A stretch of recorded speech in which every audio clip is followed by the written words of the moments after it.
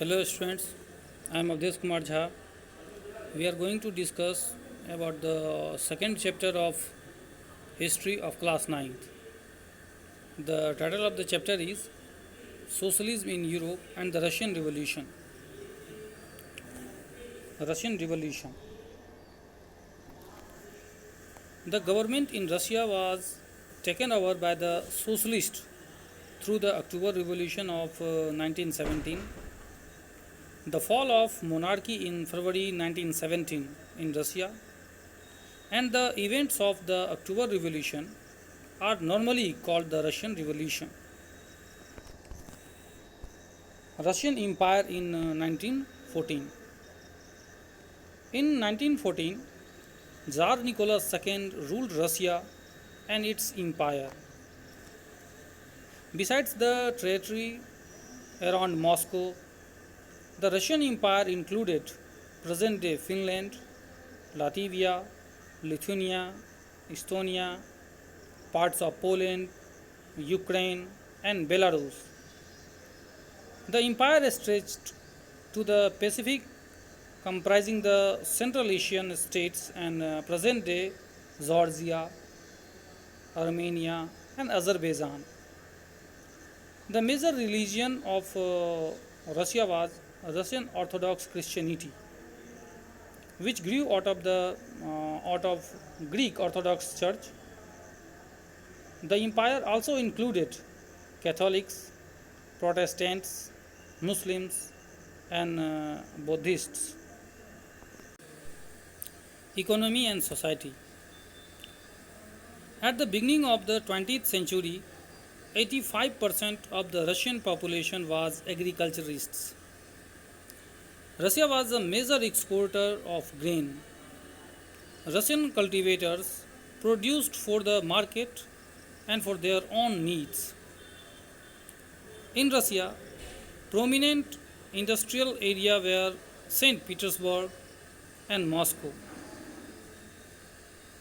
Craftsmen undertook much of the production, but large factories existed alongside craft workshops. In 1890s, many factories started due to the expansion of the railway network and there was an increase in foreign investment in industries. As a result, coal production doubled and iron and steel output increased 4 times. Most industries were privately owned. Government supervised large factories to ensure minimum wages and limited hours of work. In craft units and small workshops, the working hours were sometimes 15 hours compared with 10 to 12 hours in factories. Workers were divided as social group or by skill. Some connected to villages and some settled permanently in cities. Metal workers were skilled workers, so they considered themselves as aristocrats. Women made up 31% of the factory labor force by 1914, but they were paid less than men. Workers were sometimes united to participate in strikes. In the countryside, peasants cultivated most of the land.